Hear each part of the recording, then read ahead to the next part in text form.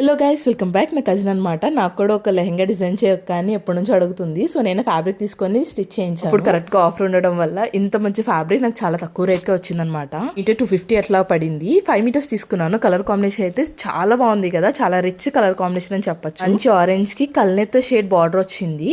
Full lehenga iron pleating పెట్టి చేయించాను. Cloth కూడా చాలా బాగుంది కదా. సో దీనికైతే క్యాన్ అవసరం లేదు. నేనైతే బక్రమే యాడ్ చేస్తున్నాను ఇప్పుడు లెహంగాస్ అన్నిటికీ. వేస్ట్ దగ్గర మాత్రం ఇట్లాగా హిప్ బెల్ట్ లాగా పెట్టాను. చిన్న బార్డర్ అనేది యాడ్ చేశాను. క్యూట్ గా ఉంది కదా.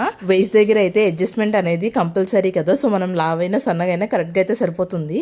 టోటల్ లెహంగా అయితే ఇలా ఉంది. బ్లౌజ్ అయితే సేమ్ ఫ్యాబ్రిక్ తో తీసాను.